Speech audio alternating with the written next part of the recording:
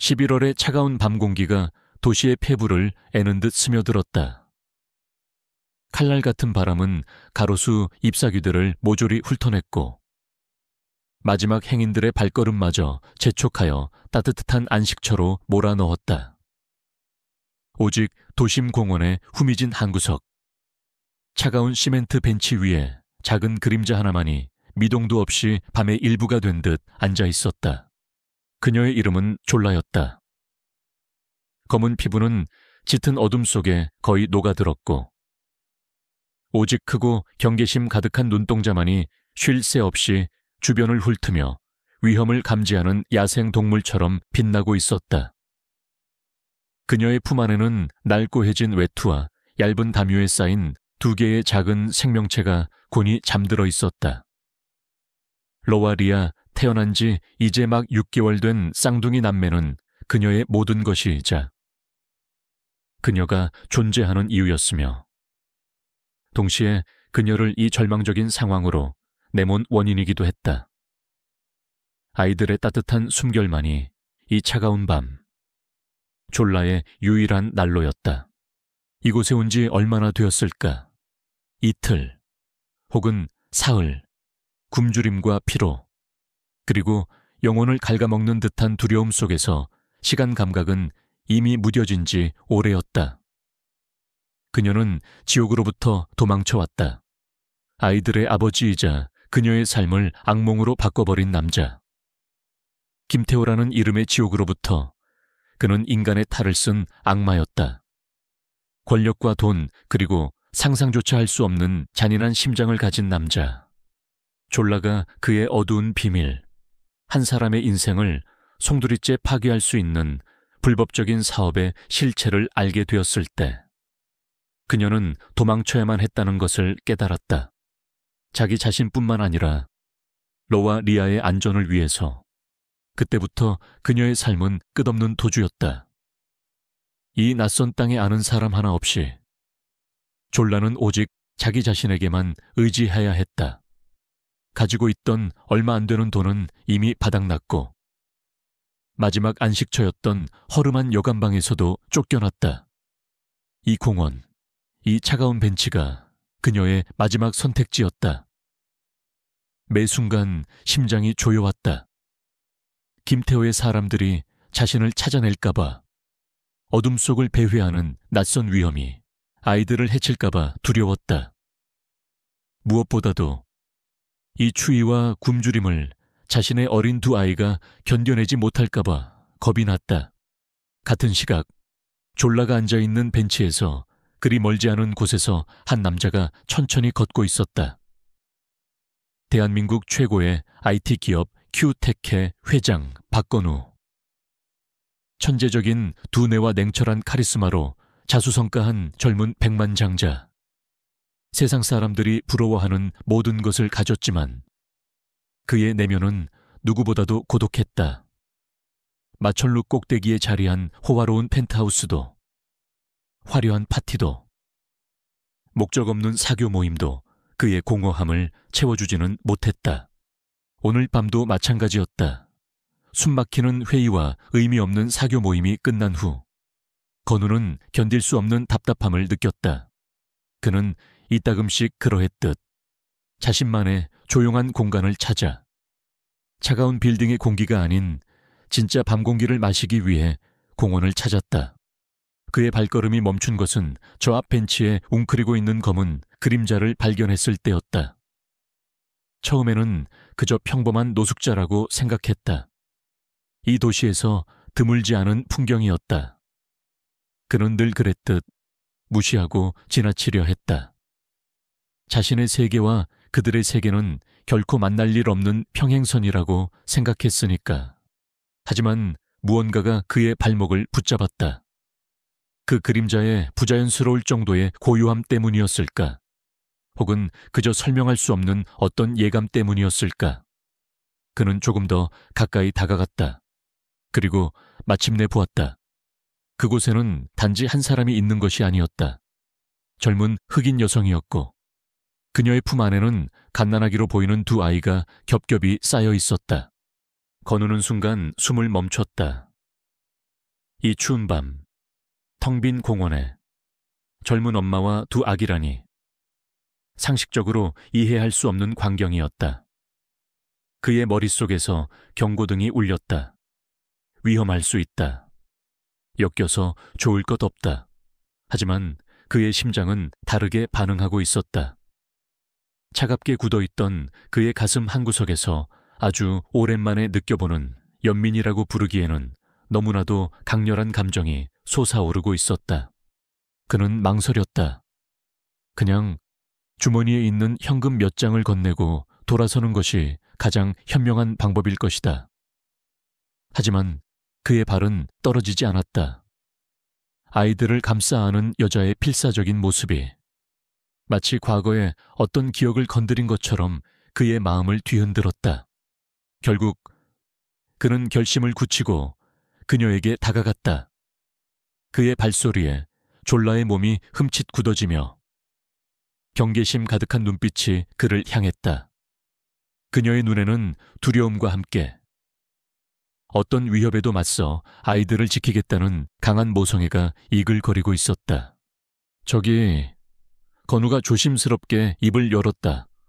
도움이 필요하신 것 같아서요. 졸라는 아무 대답도 하지 않았다.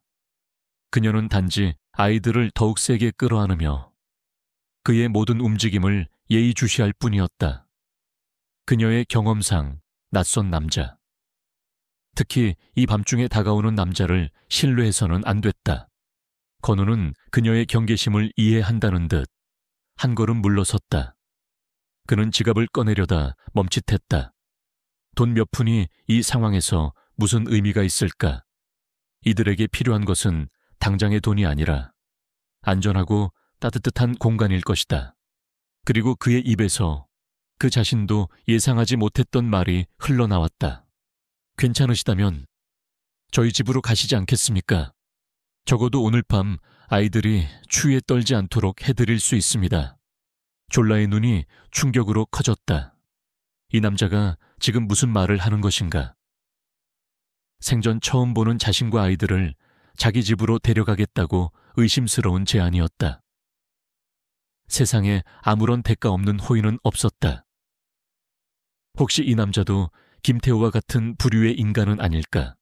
그녀의 머릿속에서 수만 가지 의심과 경고가 소용돌이쳤다.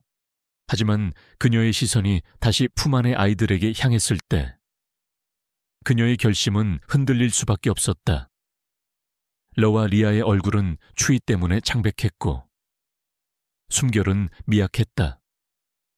더 이상 이 차가운 곳에 있다가는 아이들이 정말 위험해질 수도 있었다. 이 남자의 제안이 위험한 덫일지도 모르지만 지금 그녀에게는 다른 선택지가 없었다. 아이들을 위해서라면 그녀는 어떤 위험이라도 감수해야 했다. 왜 저희를 도우려는 거죠?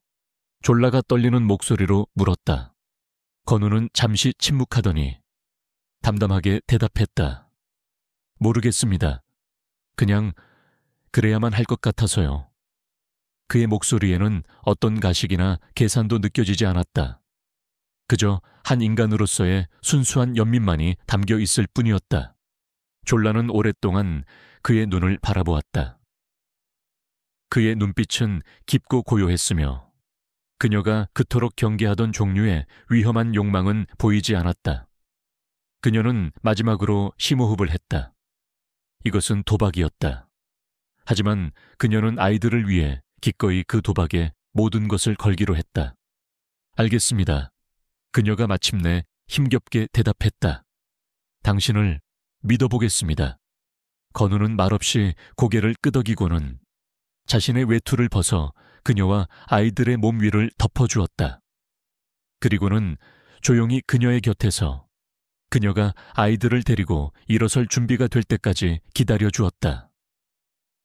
그날 밤 두 사람의 운명적인 만남은 그렇게 시작되었다. 한 사람은 절망의 끝에서, 다른 한 사람은 공허함의 끝에서 서로를 마주했다.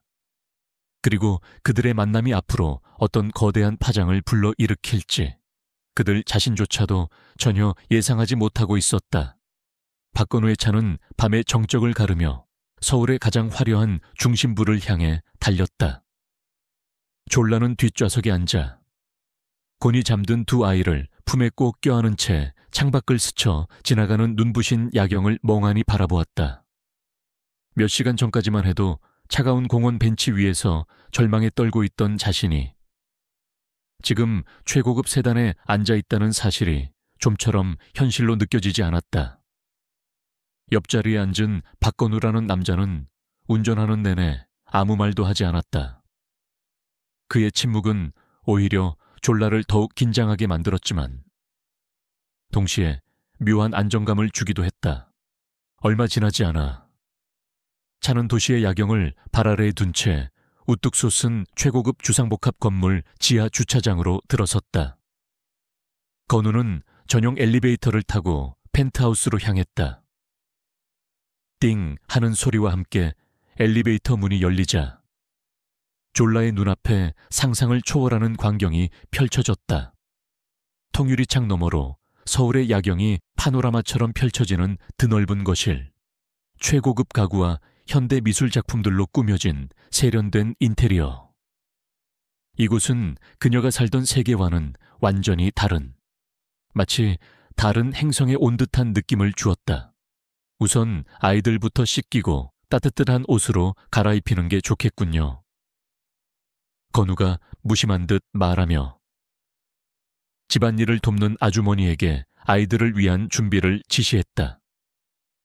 그의 목소리는 여전히 차가웠지만 그 안에는 세심한 배려가 담겨 있었다. 아주머니는 졸라와 아이들을 넓고 따뜻한 욕실이 딸린 게스트룸으로 안내했다. 졸라는 아주머니의 도움을 받아 아이들을 씻기고 건우가 미리 준비해둔 부드러운 아기 옷으로 갈아입혔다. 따뜻한 물에 몸을 담그고 깨끗한 옷으로 갈아입은 아이들은 금세 편안한 표정으로 다시 잠이 들었다. 졸라 역시 따뜻한 물로 샤워를 하고 아주머니가 건네준 편안한 실내복으로 갈아입었다. 온몸을 짓누르던 피로와 긴장이 조금은 풀리는 듯 했다. 졸라가 아이들과 함께 방에서 나왔을 때 거실 테이블 위에는 따뜻한 수프와 빵이 준비되어 있었다. 우선 뭐라도 좀 드세요. 시장하실 텐데. 건우가 소파에 앉아 노트북을 들여다보며 말했다. 졸라는 잠시 망설였지만 며칠 동안 제대로 먹지 못한 탓에 배에서는 꼬르륵 소리가 났다. 그녀는 조심스럽게 테이블에 앉아 허겁지겁 수프를 먹기 시작했다. 따뜻한 수프가 온몸으로 퍼져나가자 얼어붙었던 몸과 마음이 조금씩 녹아내리는 것을 느꼈다. 그동안 건우는 졸라에게 아무것도 묻지 않았다. 그녀가 어디서 왔는지, 왜 그런 상황에 처해 있었는지. 그는 그저 묵묵히 그녀에게 필요한 것들을 제공해주고 그녀가 안정을 찾을 수 있도록 거리를 유지해 주었다. 그의 그런 배려는 졸라의 경계심을 조금씩 허물고 있었다. 오늘 밤은 여기서 편히 쉬세요. 내일 아침에 앞으로 어떻게 할지 다시 이야기하죠. 건우는 자신의 서재로 들어가기 전 마지막으로 그 말을 남겼다. 졸라는 푹신한 침대에 아이들을 눕히고 한참 동안 잠든 아이들의 얼굴을 물끄러미 바라보았다. 아이들의 평온한 얼굴을 보니 비로소 자신이 안전한 곳에 와 있다는 안도감이 들었다. 하지만 동시에 박건우라는 남자에 대한 의구심은 여전히 사라지지 않았다. 그는 도대체 누구이며 왜 아무런 대가도 없이 자신에게 이런 호의를 베푸는 것일까? 세상에는 이유 없는 친절은 없다고 배웠다. 그의 친절 뒤에는 분명 무언가 숨겨진 의도가 있을 것이라고 졸라는 스스로에게 경고했다. 그녀는 오늘 밤 잠들지 않고 아이들의 곁을 지키며 경계를 늦추지 않으리라 다짐했다. 한편 자신의 서재로 들어온 건우는 깊은 생각에 잠겨 있었다. 졸라라는 여성은 그의 예상보다 훨씬 더 복잡하고 미스터리한 인물이었다. 절망적인 상황 속에서도 결코 꺾이지 않는 강인한 눈빛, 그리고 아이들을 지키려는 필사적인 모성애. 그녀에게는 단순히 노숙자라고 치부하기에는 어려운 어떤 기품과 사연이 느껴졌다. 건우는 그녀에 대한 호기심과 함께 왠지 모를 책임감을 느끼기 시작했다. 그리고 자신이 데려온 사람이 어떤 위험에 처한 인물인지 확인해야 할 필요성도 느꼈다. 건우는 자신의 충실한 비서이자 오른팔인 김 비서에게 전화를 걸었다. 김 비서, 사람을 좀 찾아봐야겠네. 이름은 졸라, 흑인 여성이고 6개월 된 쌍둥이 남매를 데리고 있어. 오늘 밤 서울 시내 공원에서 발견했네. 그녀에 대해 알 수 있는 모든 것을 최대한 빨리, 그리고 조용히 알아봐 주게.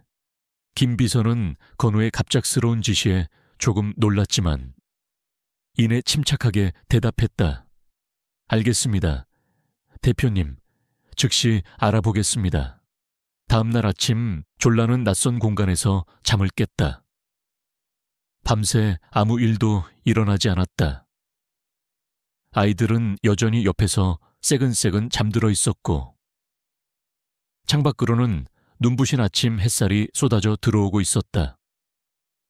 아주머니가 준비해준 따뜻한 아침 식사를 마친 후 졸라는 아이들을 데리고 거실로 나갔다. 건우는 이미 출근 준비를 마친 채 소파에 앉아 그녀를 기다리고 있었다. 잘 잤습니까? 그가 먼저 물었다. 네, 덕분에요.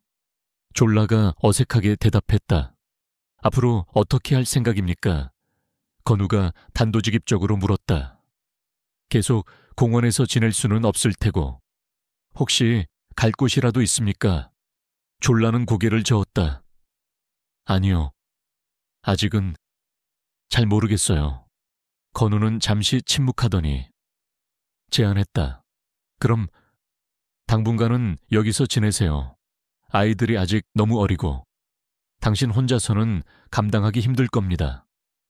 당신이 앞으로 갈 곳을 정하고 자립할 준비가 될 때까지 제가 돕겠습니다. 졸라는 그의 제안에 다시 한번 놀랐다. 하룻밤의 호의가 아니었다. 그는 정말로 자신을 도우려는 것 같았다. 하지만 그렇기에 더욱 의심스러웠다. 왜 저한테 이렇게까지 잘해주시는 거죠? 저는 아무것도 가진 게 없는 사람인데 이유는 없습니다. 건우가 담담하게 말했다. 혹은 아직 나도 내 이유를 모르는 것일 수도 있고요. 하지만 한 가지 확실한 건 나는 당신과 당신의 아이들이 위험에 처하는 것을 원치 않는다는 겁니다. 바로 그때 건우의 휴대폰이 울렸다. 김 비서였다. 건우는 잠시 양해를 구하고 서재로 들어가 전화를 받았다. 대표님, 어젯밤에 지시하신 사항에 대해 알아봤습니다. 김 비서의 목소리는 평소보다 조금 긴장되어 있었다. 졸라라는 여성에 대한 공식적인 기록은 거의 찾을 수 없었습니다. 하지만 한 가지 특이한 점을 발견했습니다. 그게 뭔가 최근 실종 신고가 접수된 기록이 있습니다. 신고자는 K홀딩스의 김태호 회장입니다. 졸라를 자신의 아내라고 주장하며 그녀가 자신의 아이들을 데리고 가출했다고 신고했더군요. 김태호, 그 이름을 듣는 순간 건우의 표정이 싸늘하게 굳어졌다. 김태호는 최근 큐텍의 핵심 기술을 빼내려 하고 온갖 비열한 방법으로 자신의 사업을 방해하고 있는 바로 그 경쟁자이자 원수였다. 그는 겉으로는 유능한 사업가 행세를 하고 있었지만 뒤로는 온갖 불법적인 일에 손을 대고 있다는 소문이 파다한 인물이었다. 건우는 그제야 모든 퍼즐 조각이 맞춰지는 것을 느꼈다. 졸라가 그토록 두려워하며 도망쳤던 이유, 그리고 그녀에게서 느껴졌던 정체 모를 사연의 실체를. 그녀는 단순한 노숙자가 아니었다.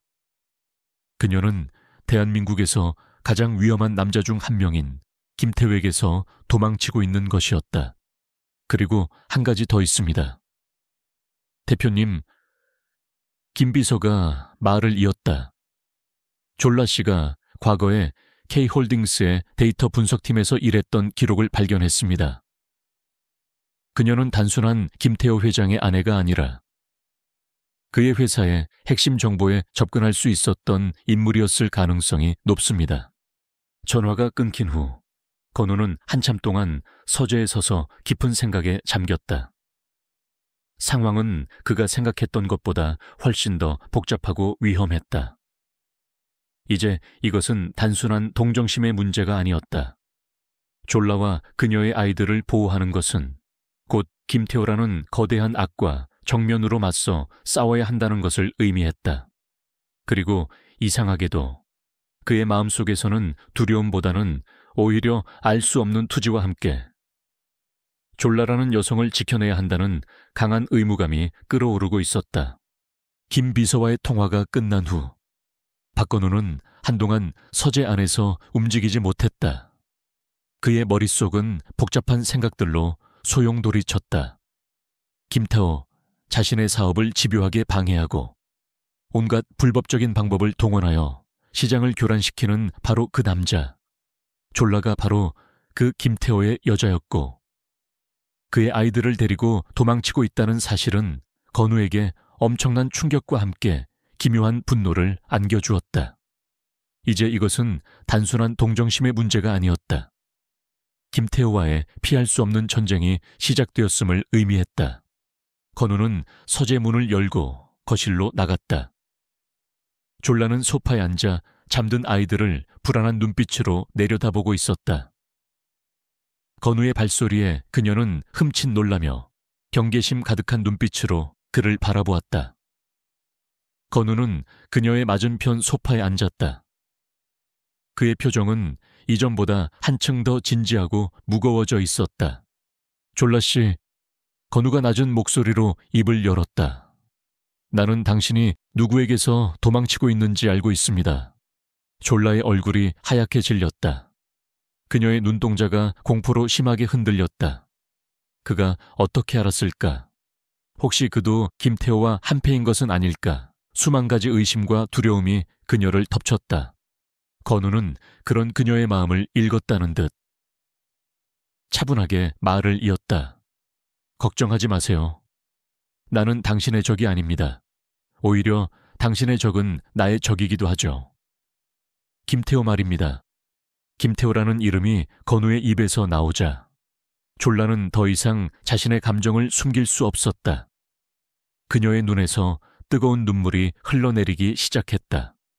그동안 홀로 감당해야 했던 모든 두려움과 고통, 그리고 절망감이 한꺼번에 터져 나온 것이었다. 건우는 묵묵히 그녀가 마음껏 울도록 내버려 두었다. 그리고 그녀의 울음이 조금 잦아들었을 때 조심스럽게 물었다. 무슨 일이 있었는지 내게 말해줄 수 있겠습니까? 내가 당신을 도우려면 모든 것을 알아야만 합니다. 졸라는 잠시 망설였다. 낯선 남자에게 자신의 모든 비밀을 털어놓는다는 것은 쉬운 일이 아니었다. 하지만 건우의 진지한 눈빛과 목소리는 이상하게도 그녀에게 신뢰감을 주었다. 그리고 무엇보다도 그녀는 더 이상 혼자 힘으로는 버틸 수 없다는 것을 잘 알고 있었다. 그녀에게는 도움이 절실했다. 졸라는 떨리는 목소리로 자신의 과거를 이야기하기 시작했다. 그녀가 어떻게 김태호를 만났는지, 그의 달콤한 말에 속아 사랑에 빠졌는지, 그리고 아이들을 낳고 나서야 그의 추악한 실체를 알게 되었는지에 대해. 김태호는 겉으로는 유능하고 매력적인 사업가였지만 실상은 온갖 불법적인 사업으로 부를 축적하고 자신의 목적을 위해서라면 폭력과 협박도 서슴지 않는 잔인한 인간이었다. 졸라는 그의 회사에서 데이터 분석가로 일하면서 우연히 그의 범죄 행각을 담은 비밀 장부를 발견하게 되었다. 그리고 그 사실을 김태호에게 들키는 순간 그녀의 삶은 지옥으로 변해버렸다. 김태호는 그녀를 감금하고 협박하며 아이들을 빌미로 그녀를 영원히 자신의 곁에 묶어두려 했다. 그는 아이들을 사랑해서가 아니라 자신의 소유물, 그리고 자신의 대를 이을 도구로만 생각했다. 졸라는 이대로 있다가는 자신뿐만 아니라 아이들의 영혼까지 저 악맥에 잠식당할 것이라는 두려움에 필사적으로 탈출을 감행했던 것이다. 건우는 졸라의 이야기를 듣는 내내 주먹을 꽉 쥐었다. 김태호의 악랄함은 그의 상상을 초월하는 것이었다. 그리고 그런 지옥 같은 상황 속에서도 아이들을 지키기 위해 모든 것을 걸고 도망친 졸라의 용기에 깊은 경외감마저 느꼈다. 김태호는 절대 당신과 아이들을 포기하지 않을 겁니다. 건우가 심각한 표정으로 말했다. 그의 집요함과 잔인함을 생각하면 지금 이 집도 더 이상 안전하지 않아요. 그는 자신의 모든 인맥과 자원을 총동원해서 당신을 찾아낼 겁니다. 졸라의 얼굴이 다시 공포로 물들었다. 그럼 저희는 이제 어디로 가야 하죠? 건우는 한참 동안 깊은 생각에 잠겼다.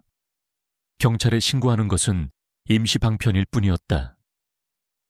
김태호는 법망을 교묘하게 빠져나갈 방법을 찾을 것이고, 설령 그가 처벌을 받는다 해도 그의 하수인들이 졸라와 아이들을 가만두지 않을 것이다.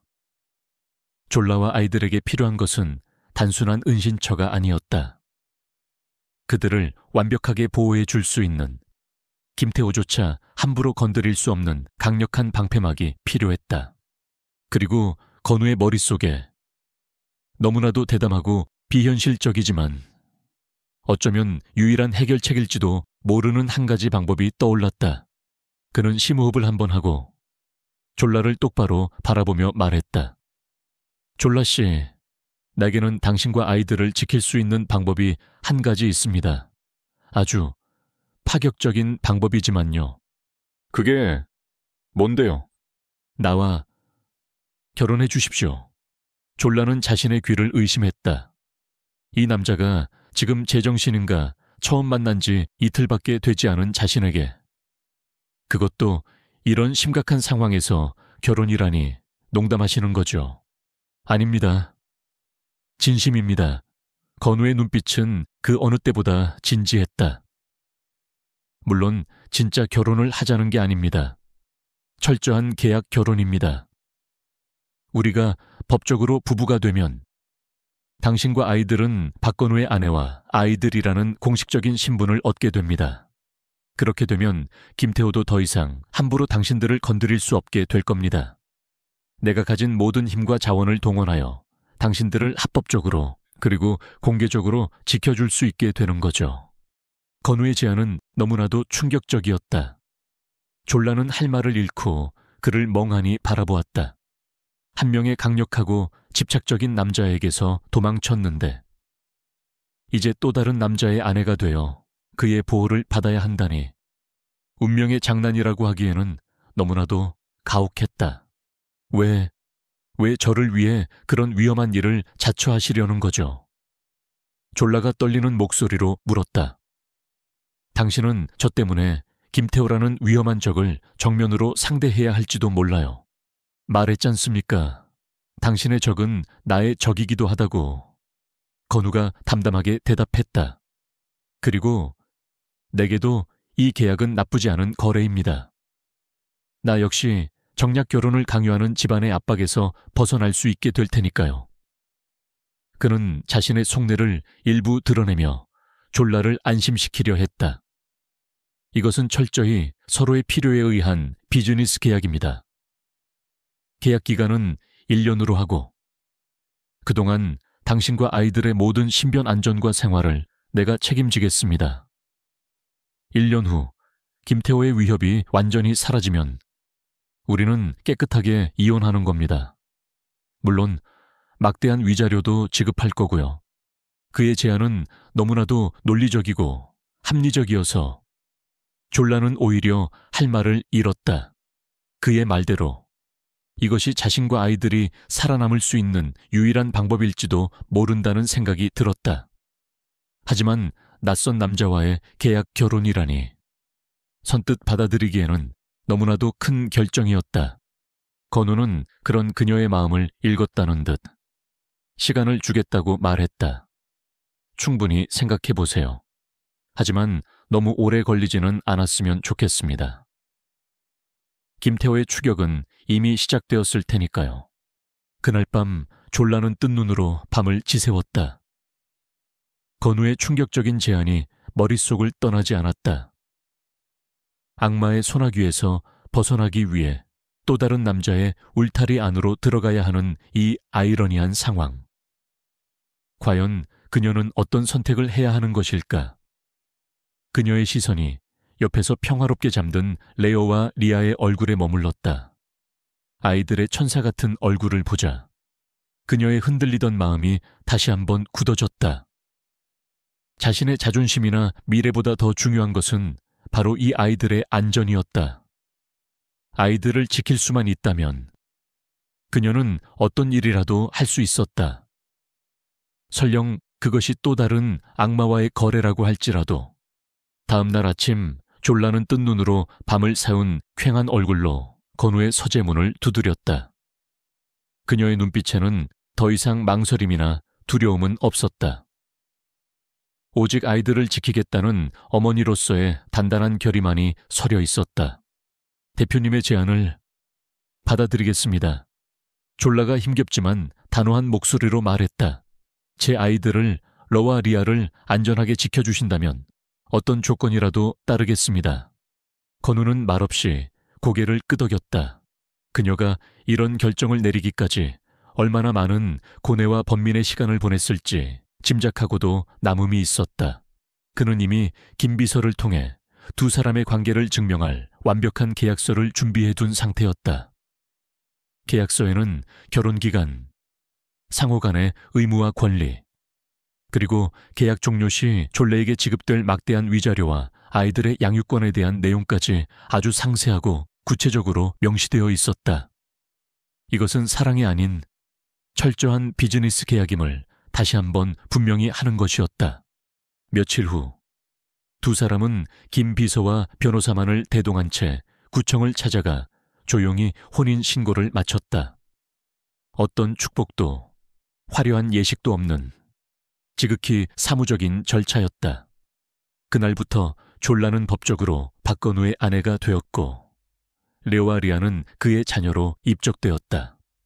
세상에서 가장 위험한 남자 김태호의 그림자로부터 벗어날 수 있는 가장 강력하고도 기묘한 방패막이 생긴 것이었다. 본격적인 가짜 결혼 생활이 시작되었다.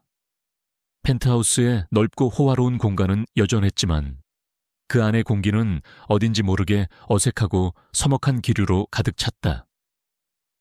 건우는 졸라와 아이들에게 최상의 환경을 제공해 주었지만 동시에 불필요한 접촉을 피하며 일정한 거리를 유지하려 애썼다. 졸라 역시 그에게 어떤 기대도 하지 않은 채 오직 아이들을 돌보는 일에만 전념했다.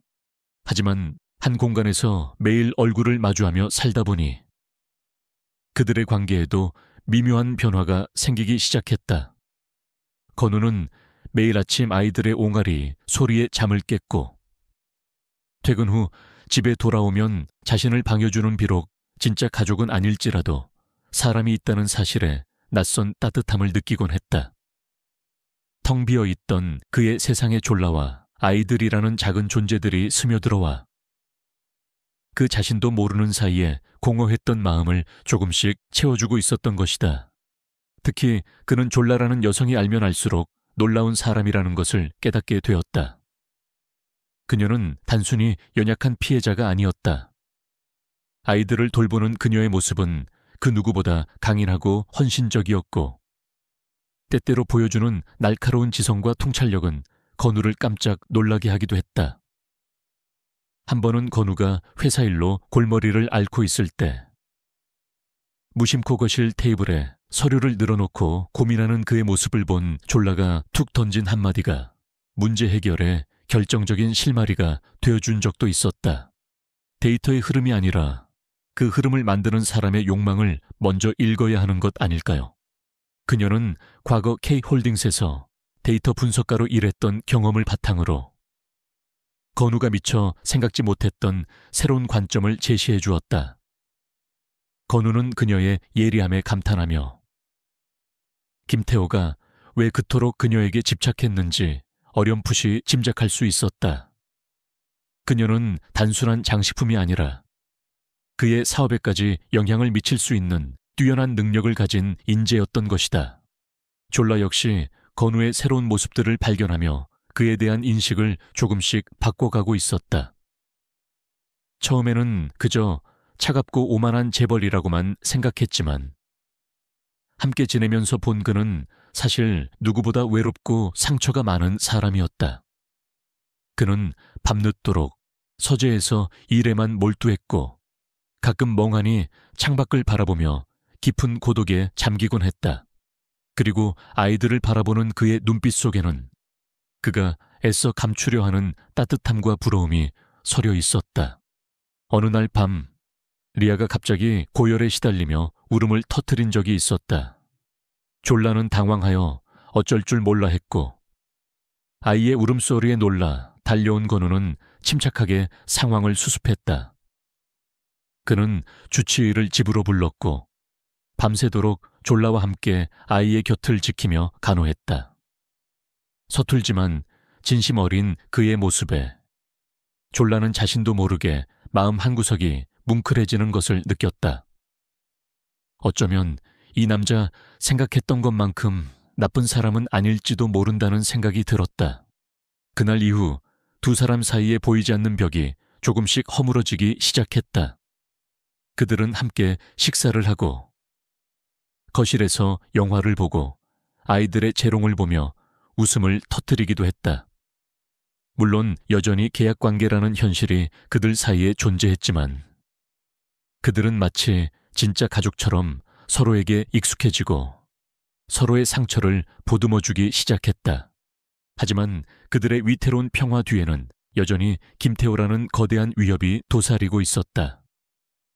건우는 펜트하우스의 보안 시스템을 최고 수준으로 강화했고 전문 경호원들을 고용하여 24시간 내내 졸라와 아이들의 신변을 보호했다.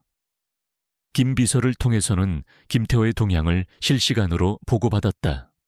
김태호는 졸라가 사라진 후 미친 듯이 그녀를 찾아 헤매고 있었다. 그의 분노는 상상을 초월했고 자신의 모든 인맥과 자원을 총동원하여 졸라의 행방을 쫓고 있었다.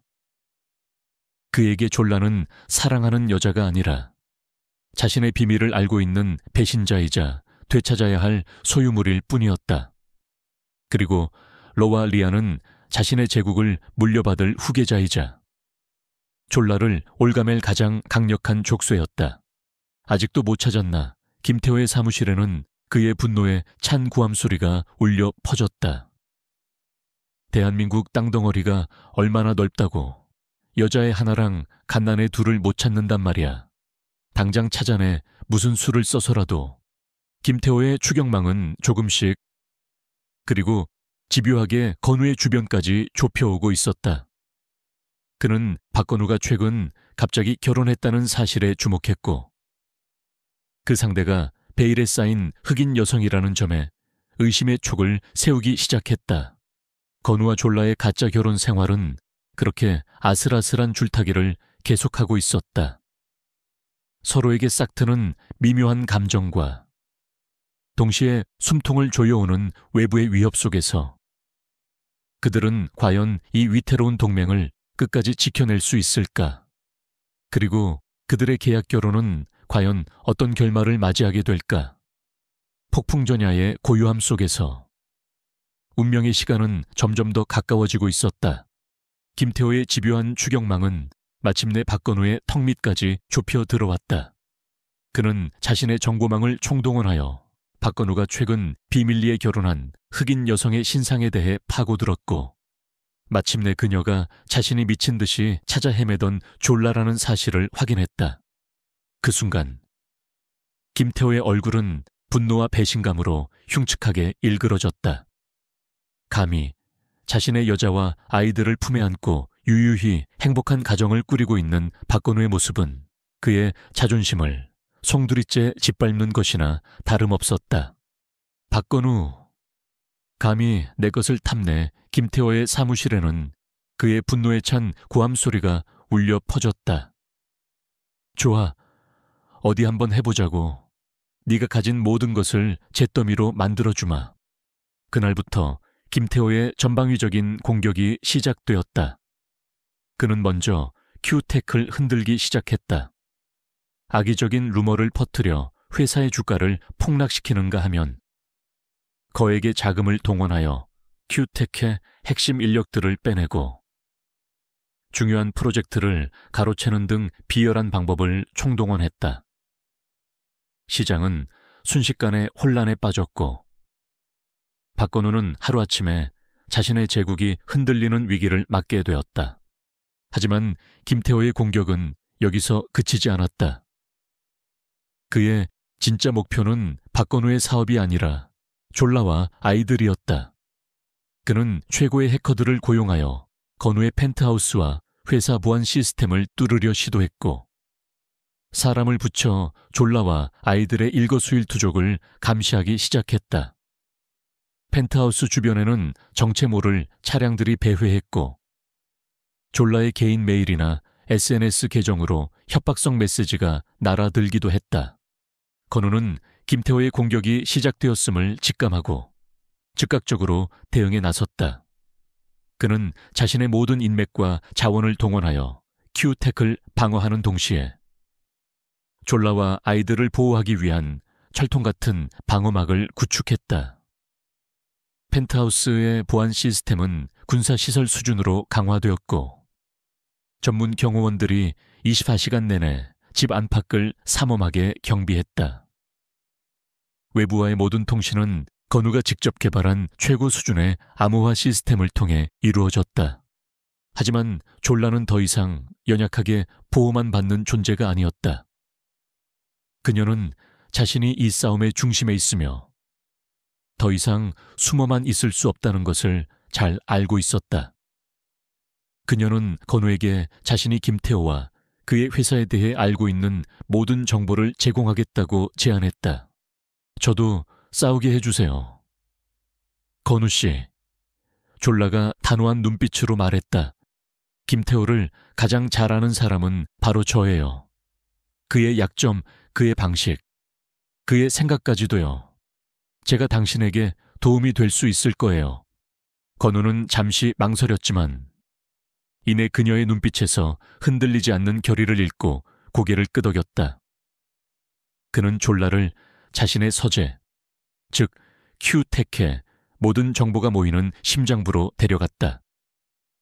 그곳에서 졸라는 과거 데이터 분석가로서의 뛰어난 능력을 유감없이 발휘하기 시작했다. 그녀는 김태호가 큐텍을 공격하는 패턴을 분석하여 그의 다음 공격 목표를 예측했고 K홀딩스의 내부 데이터 구조에 대한 지식을 바탕으로 김태호의 자금 흐름과 약점을 파고들었다. 그녀의 분석은 건우의 정보팀이 김태호의 해킹 공격을 막아내고 그의 불법적인 사업 행태에 대한 증거를 수집하는 데 결정적인 역할을 했다. 건우는 함께 밤을 새워 일하는 졸라의 모습에서 감탄과 함께 깊은 동지애를 느꼈다. 그녀는 이제 그에게 지켜줘야 할 약한 존재가 아니라 함께 싸우는 든든한 파트너였다. 어느 날 밤, 김태호 측의 사이버 공격이 그 어느 때보다 거세게 몰아쳤다. 큐텍이 메인 서버가 다운될 위기에 처했고 회사의 모든 기밀 정보가 유출될 수도 있는 절체절명의 순간이었다. 건우와 그의 팀원들이 총력을 다해 방어했지만 상대의 공격은 너무나도 집요하고 교활했다. 바로 그때 졸라가 김태호가 사용하는 해킹 프로그램의 아주 미세한 약점을 발견했다. 그것은 과거 그녀가 K홀딩스에 근무할 당시 김태호가 불법적으로 다른 회사의 정보를 빼내기 위해 직접 개발을 지시했던 바로 그 프로그램이었다. 그녀는 그 프로그램의 허점을 역이용하여 역으로 김태호의 시스템에 침투할 수 있는 통로를 찾아냈다. 지금이에요, 건우 씨. 5분, 딱 5분이면 그의 방화벽을 무력화시킬 수 있어요. 건우는 졸라의 판단을 믿고 모든 팀원들에게 그녀의 지시에 따르도록 명령했다.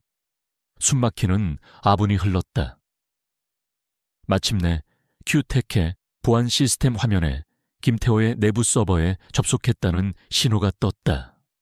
건우와 팀원들은 환호성을 질렀다.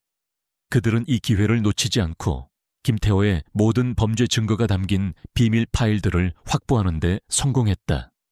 그날 밤 그들은 함께 힘을 합쳐 김태호의 공격을 막아냈을 뿐만 아니라 그를 법의 심판대에 세울 수 있는 결정적인 증거까지 손에 넣는 쾌거를 이루었다. 건우는 지친 몸을 이끌고 서재를 나서는 졸라를 부드럽게 끌어안았다. 고마워요, 졸라. 당신이 아니었다면 모든 것을 잃었을지도 몰라요. 그의 목소리에는 진심 어린 감사와 함께 이전에는 느껴보지 못했던 깊은 감정이 담겨 있었다. 졸라는 그의 품에 안겨 조용히 미소 지었다. 이 남자와 함께라면 그 어떤 시련도 이겨낼 수 있을 것 같다는 강한 믿음이 생겨났다. 그들의 가짜 결혼은 이제 더 이상 중요하지 않았다. 그들은 이미 진정한 의미의 가족이자 서로의 목숨을 맡길 수 있는 전우가 되어 있었다. 하지만 그들은 알고 있었다. 이번의 패배로 인해 김태호는 더욱더 이성을 잃고 훨씬 더 위험하고 극단적인 방법을 동원하여 그들을 공격해 올 것이라는 것을. 진정한 싸움은 이제부터 시작이었다.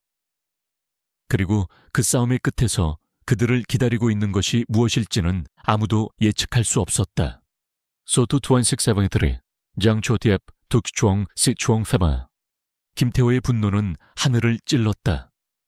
감히 자신의 여자였던 졸라가, 그것도 자신의 아이들을 데리고 박건우의 아내가 되어 그의 보호 아래 있다는 사실은 그의 자존심에 용납할 수 없는 상처를 남겼다.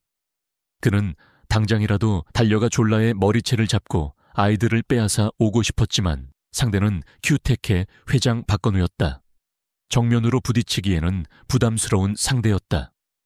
그래서 그는 자신의 가장돼 이해하는 방식, 즉 비열하고 교활한 방법으로 건우를 압박하여 스스로 무너지게 만들기로 결심했다.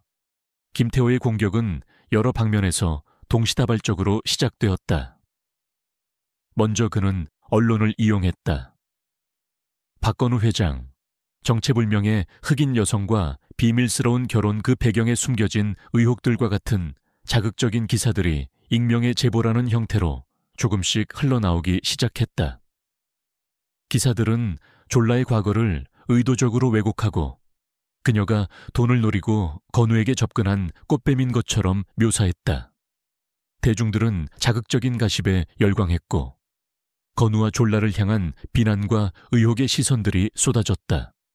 동시에 김태호는 큐텍에 대한 본격적인 공격을 감행했다.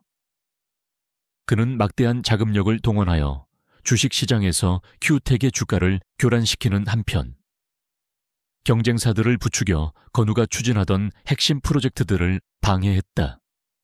또한 해커들을 고용하여 큐텍의 내부 전산망을 공격하고 회사의 기밀 정보를 빼내려 시도하기도 했다. 건우는 김태호의 전방위적인 공격에 정신없이 대응해야 했다.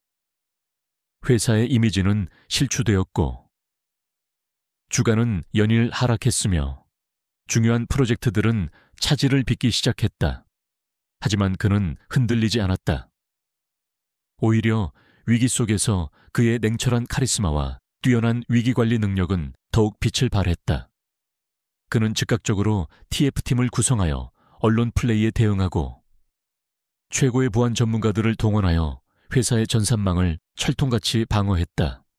이 보이지 않는 전쟁의 한가운데서 졸라는 더 이상 연약한 보호 대상이 아니었다. 그녀는 자신이 이 싸움에서 해야 할 역할이 무엇인지 정확히 알고 있었다.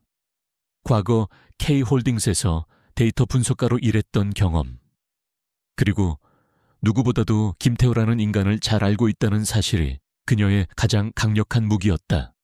졸라는 건우의 서재에서 밤을 새워가며 큐테크의 보안팀과 함께 김태호 측의 사이버 공격 패턴을 분석했다. 그녀는 김태호가 사용할 만한 해킹 수법과 그의 심리를 역이용하여 그들의 공격을 예측하고 오히려 그들의 시스템에 역으로 침투하여 중요한 정보를 빼내는데 결정적인 역할을 했다. 그녀의 뛰어난 데이터 분석 능력과 날카로운 통찰력은 큐테크에 보안 전문가들조차 혀를 내두를 정도였다.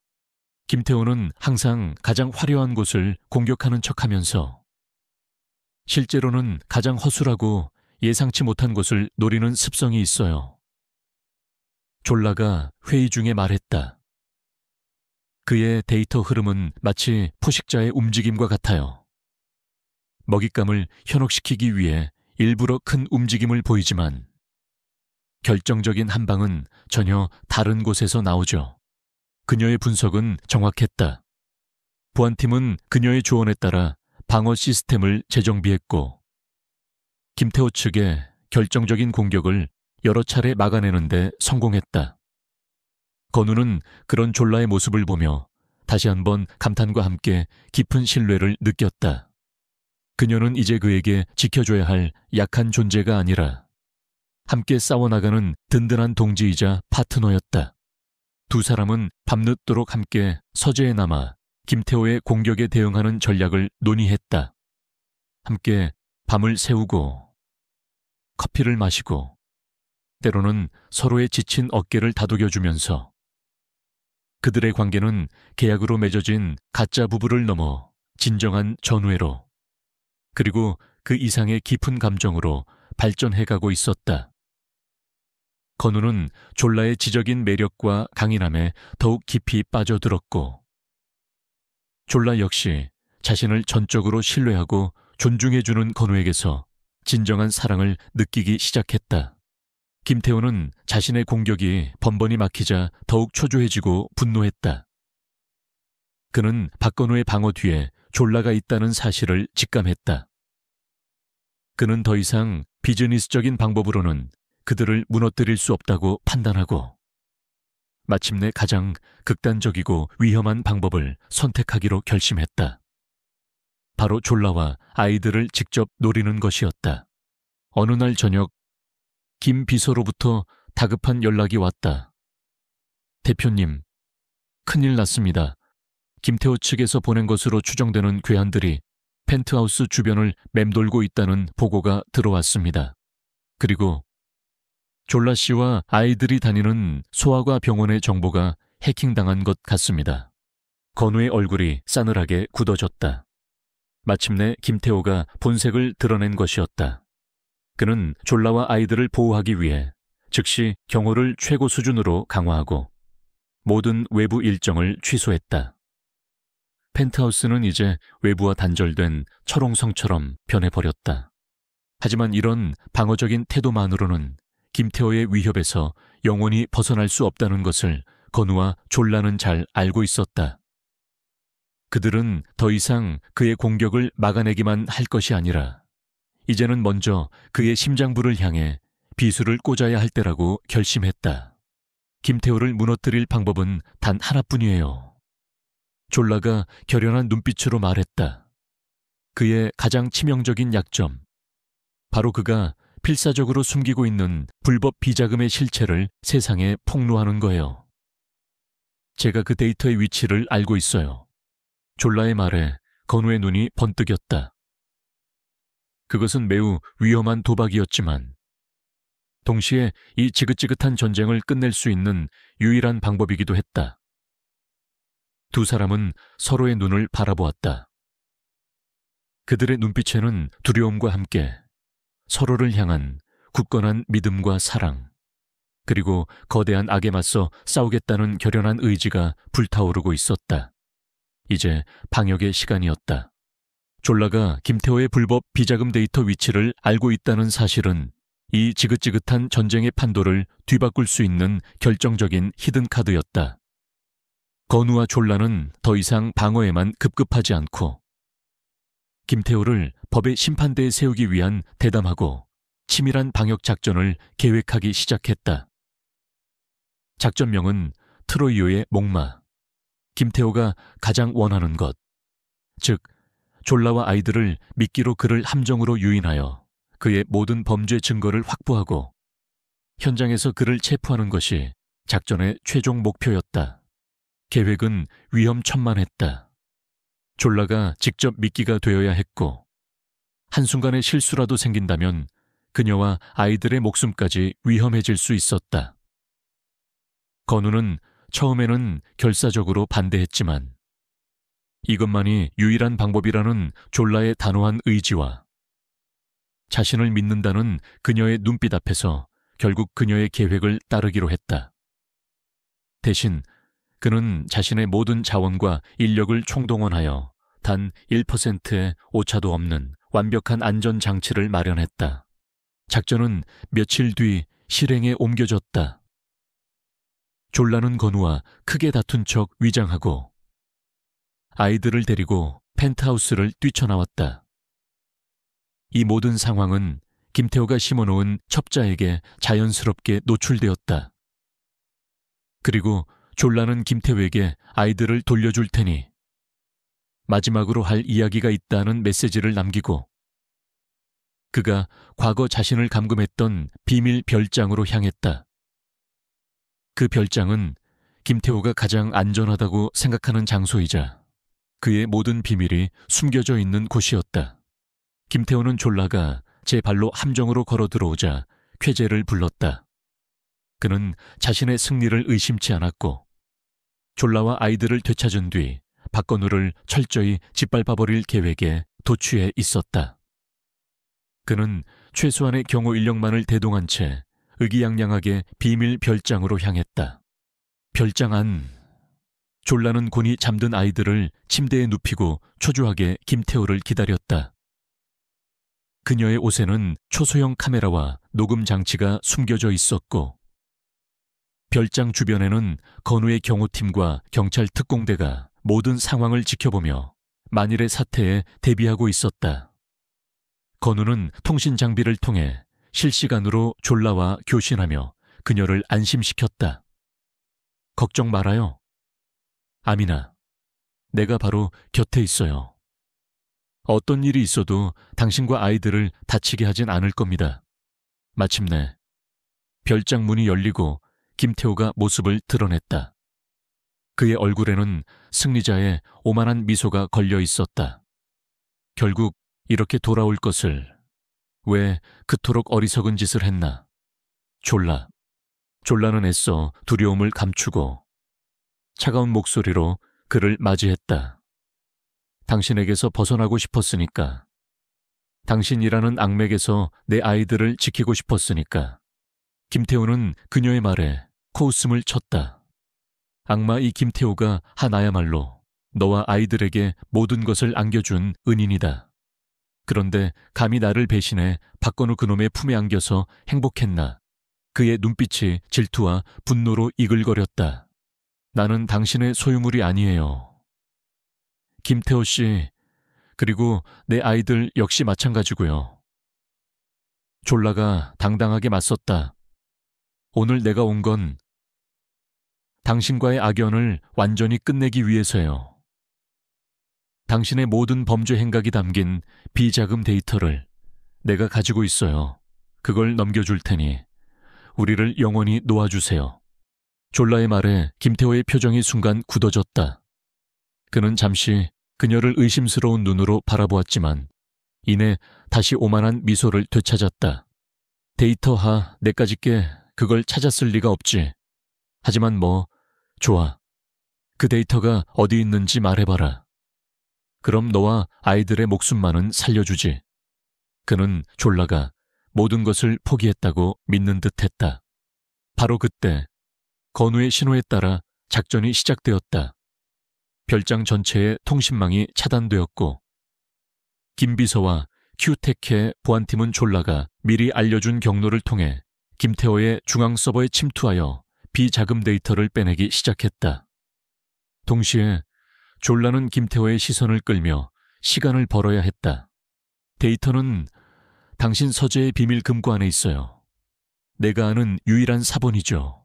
졸라는 능숙하게 거짓말을 했다. 김태호가 잠시 망설이는 사이 그의 휴대폰으로 다급한 연락이 왔다. 외부의 첩자로부터 박건우가 경찰과 함께 이쪽으로 향하고 있다는 보고였다. 그제야 김태호는 자신이 함정에 빠졌다는 사실을 깨달았다. 이런 교활한 년 김태호의 얼굴이 분노로 일그러졌다. 그는 졸라의 멱살을 잡고 그녀를 위협했다. 내년이 감히 나를 속여 박건우 그놈과 짜고 이런 짓을 벌인 거냐. 이제 모든 게 끝났어요. 김태호 씨. 당신의 죄는 곧 세상에 드러날 겁니다.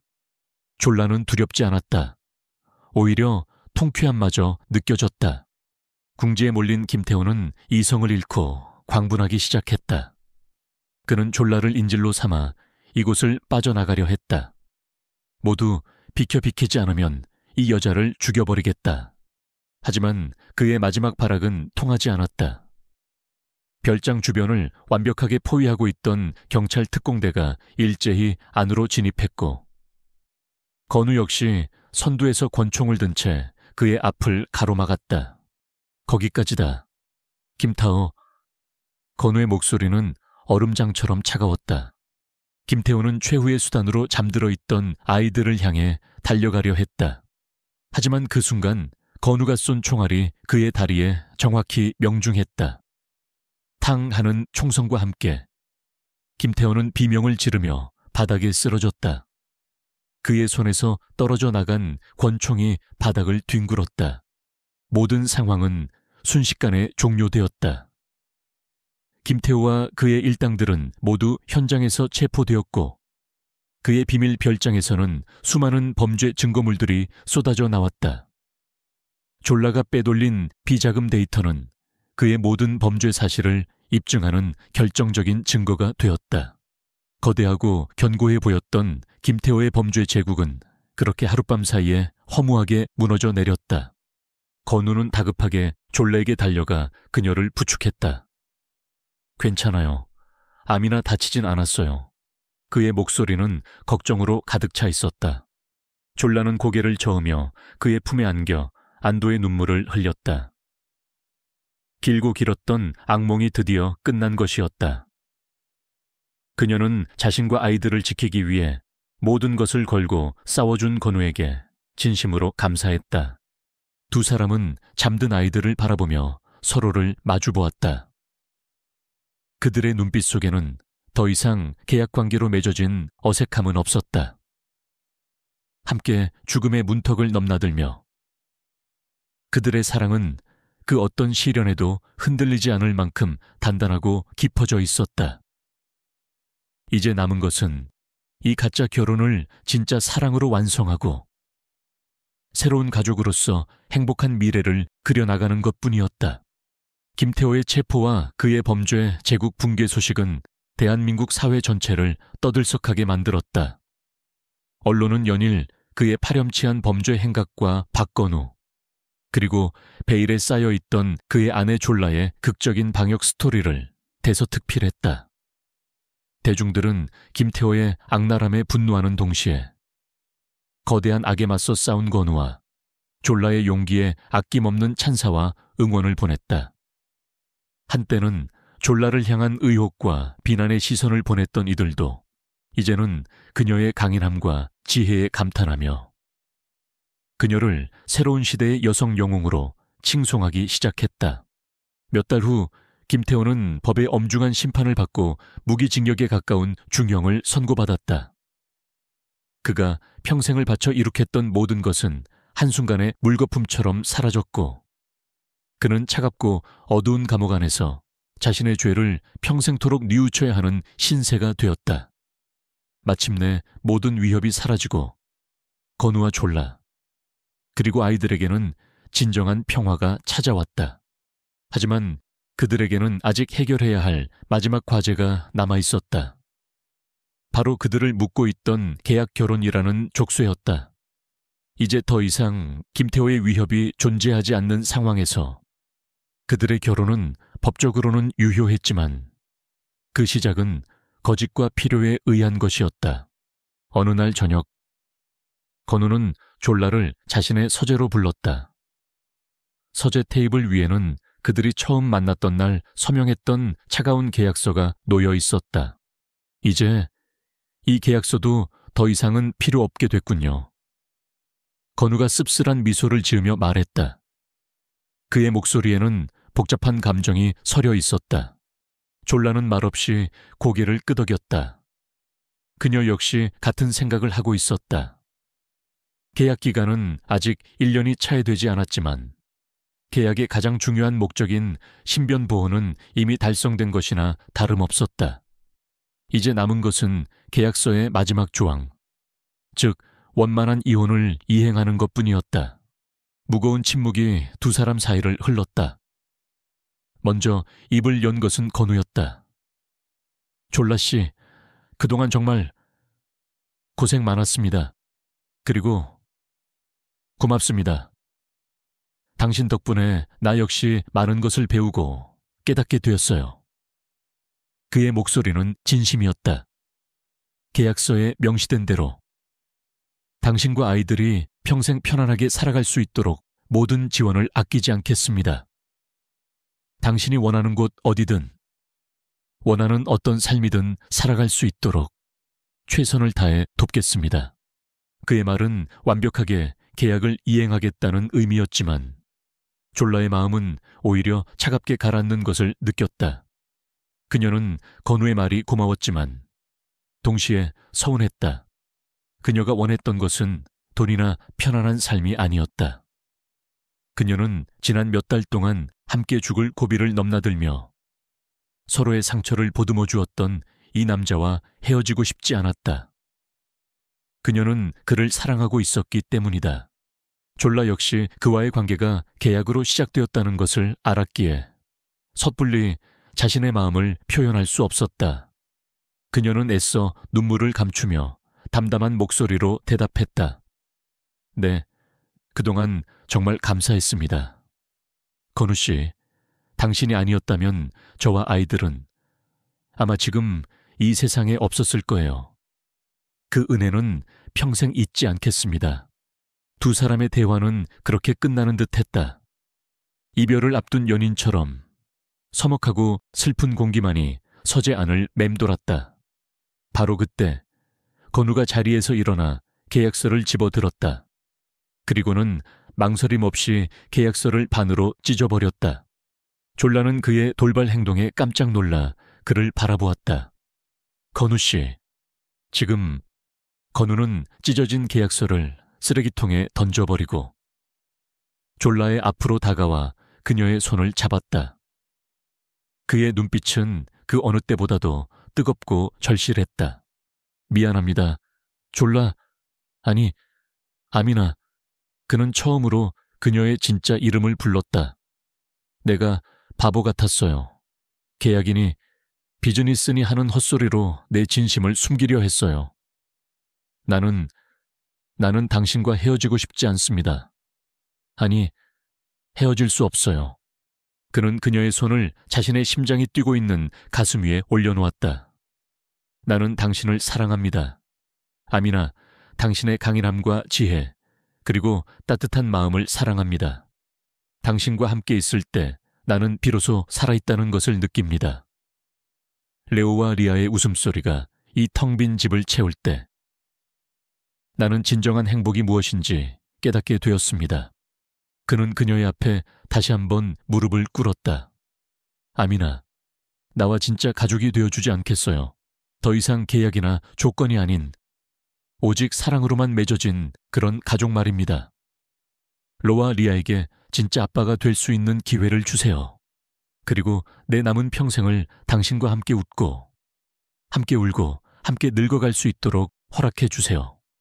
졸라의 눈에서 뜨거운 눈물이 폭포수처럼 쏟아져 내렸다. 그녀가 그토록 듣고 싶었던 말이었다. 그녀 역시 그를 사랑하고 있었다. 이 차갑고 고독해 보이지만 사실은 누구보다 따뜻한 마음을 가진 남자를. 네. 건우 씨, 졸라가 울먹이며 대답했다. 저도 당신을 사랑해요. 두 사람은 서로를 뜨겁게 끌어안았다. 그 어떤 말도 필요 없는 오직 두 사람의 심장만이 대화하는 순간이었다. 거짓과 계약으로 시작되었던 그들의 관계는 마침내 진실한 사랑의 결실을 맺게 된 것이었다. 몇 달 후 건우와 졸라는 수많은 사람들의 축복 속에서 정식으로 결혼식을 올렸다. 결혼식은 화려했지만 그 어떤 사치보다도 두 사람의 진실한 사랑과 행복한 미소가 더욱 빛나는 자리였다. 로와 리아는 예쁜 턱시도와 드레스를 입고 아빠와 엄마의 새로운 시작을 천사 같은 미소로 축복해 주었다. 그들의 이야기는 한동안 세상 사람들의 입에 오르내리며 많은 교훈을 남겼다. 재벌과 흑인 여성의 만남이라는 자극적인 소재를 넘어 진정한 사랑의 의미와 가족의 가치, 그리고 역경을 이겨내는 인간의 위대한 힘을 보여준 감동적인 스토리로 기억되었다. 결혼 후 건우와 졸라는 더없이 행복한 가정을 꾸렸다. 건우는 라오와 리아에게 세상에서 가장 다정한 아빠가 되어주었고, 졸라는 자신의 재능을 마음껏 펼치며 세계적인 디자이너로 명성을 떨쳤다. 그리고 두 사람은 자신들이 받은 사랑을 사회에 환원하기 위해 졸라 앤치 파운데이션을 설립하여 미혼모 가정을 돕고 소외된 아이들에게 새로운 꿈과 희망을 선물하는 일에 앞장섰다. 어느 화창한 봄날, 네 사람은 처음 만났던 그 공원의 벤치에 나란히 앉아 있었다. 아이들은 아빠의 품에 안겨 까르르 웃음을 터뜨렸고, 건우와 졸라는 그런 아이들의 모습을 사랑스러운 눈빛으로 바라보았다. 그날 밤 여기서 당신을 만나지 못했더라면 지금쯤 우린 어떻게 됐을까요? 졸라가 문득 말했다. 건우는 졸라의 어깨를 감싸 안으며 그녀의 이마에 부드럽게 입을 맞추었다. 아마도 나는 여전히 텅 빈 펜트하우스에서 외롭게 살고 있었겠죠. 그리고 당신은, 저는 아마 지금쯤 없었을지도 몰라요. 졸라가 조용히 대답했다. 두 사람은 말없이 서로를 바라보았다. 절망의 끝에서 시작된 기적 같은 만남. 그 만남이 서로의 인생을 구원하고 새로운 가족을 탄생시켰다. 공원에는 따스한 봄 햇살이 가득했고 아이들의 행복한 웃음소리가 울려 퍼지고 있었다. 그것은 그 어떤 시련도 이겨낸 사랑이 만들어낸 세상에서 가장 아름다운 하모니였다. 그리고 그들의 이야기는 이제 막 가장 행복한 페이지를 넘기고 있었다.